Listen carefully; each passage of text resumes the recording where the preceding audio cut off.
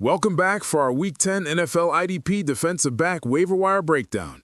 And we're kicking things off right away with the veteran mercenary who has instantly found a full-time role on his third team this season, the Bears' CJ Gardner-Johnson. After being released from the Texans and the Ravens practice squad, the veteran safety was signed by the Bears, and with Kyler Gordon moving to IR, Gardner-Johnson is taken over as their top slot corner. He posted 6 tackles, 5 solo, and 1 sack in his Bears debut in Week 9, displaying immediate splash play impact. And on tap in Week 10, CJ and the Bears play the Giants, which is only a top 14 ranked matchup, but this Bears secondary is really banged up, and Gardner-Johnson will remain a key part of this defense. He's a very intriguing IDP starter with huge big play waiver wire upside from the nickel role, and he's joining a Chicago defense that already leads the NFL in takeaways. And after that, he's got another solid top 16 low-end DB1 matchup versus the Vikings. So for now, we know Gardner-Johnson has been a well-known playmaker in the past, and we see him as a really solid DB1 play this week if you need one, who definitely provides a massive splash play ceiling. Next up, we have a veteran high-volume player who is dominating tackles for the Panthers.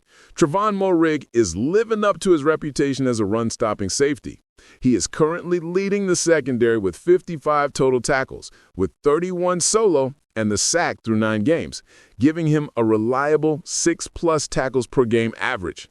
Moehrig also has 8 tackles for a loss, which is outstanding for a defensive back, and he provides strong run support, making him a cornerstone of the Panthers' defense. He also benefits from a high-end NFL defensive snap count via the Panthers' offense. So Moehrig is a pretty solid, consistent low-end DB1 option and a plus-side matchup if you need guaranteed tackle IDP production this week. And looking ahead, Moehrig's schedule remains solid this week versus the Saints. But the Falcons game in Week 11 is currently looking like it will be a bottom-ranked safety matchup.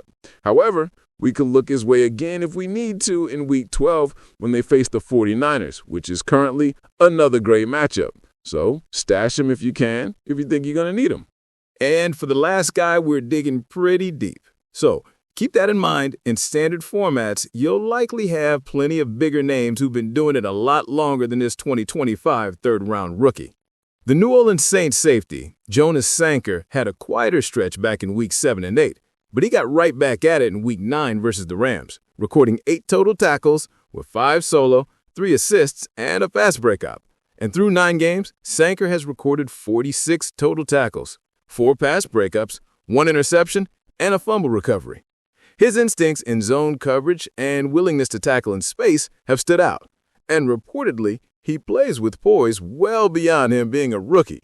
And this week, his matchup versus the Panthers is a top 10 matchup in points allowed to the safeties, making him a deeper IDP format must-start and a deeper depth lineup option in some shallower formats. However, after that, it's a bye week, and when he comes back, it's the Falcons, who right now are a bottom 3 safety matchup on paper. So this makes Sanker a deeper one-hit wonder at this point for deeper formats this week. Thank you for joining us. If you like what you hear, please like, comment below, and subscribe. And we'll see you real soon for more Week 10 IDP waiver wire advice. They doubted us every step of the way, but we knew what we were capable of.